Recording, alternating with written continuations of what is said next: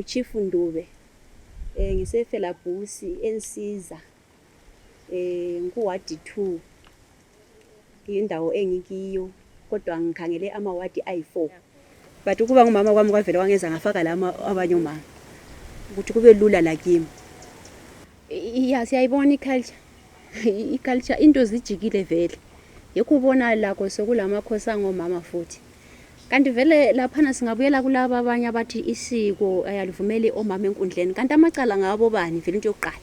Into omele uzibuze yona ngoba babodwa yena abamangalelanayo. Asibo baba bodwa. Umama ukhona phakathi. Yena umama umelwe ngubani? Into yokuqala kumele ukuthi bayicabange kakhulu. Ngiyabakhuthaza ukuthi batshintshe ukwenza. Bagoqule isimo bahambe lesimo esikiso khathesi. Bakubone bakuzwisise. Ngoba into yokuqala nje beqala ukumisa idale labo kumele bakukhangela ukuthi kubuye baba bodwa yini. Lo ngumama la ukhona phakathi kwendaba umelwe ngubani yena.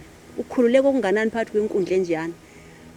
Kungathi nxa ngikukhangele mina kabe kulokuncindezela nxa inkundla ime njalo.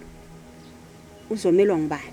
That's why nxa ngikhangela ngithi ngichilo ngathi omelele youth ukhona ukuze labana abasesebancane bangasabi bebona sibadala zonke enkundleni. La yomela abone ukuthi kodwa kulenyisa iziyami nginganyenyezela lwana indaba yami nxa ngile enhloni izazwakala. Ngoba kulabanye abalenhloni abangakwanisa ukukhuluma. Yikho sikukhangelele ukuthi wonke umhlobo womuntu umelwe. Kwesinye isikhathi ngokuhamba kwesikhathi sizadinga lo mele abagogekileyo ukuthi nje akaze sihlangane lawo bengene ezinkundleni kumbe bemangalelwa ukuthi Amacala.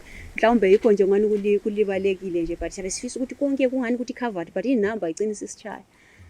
But siyabe sizamile khona ukuthi umuntu lo muntu azizwe ephathini yakhe nje lapha nemelekile la.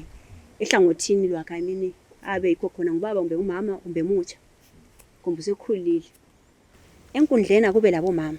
Abatsha labadala babe khona kubalance yonke into. Lokuthi isiko vele lona kalingachithwa.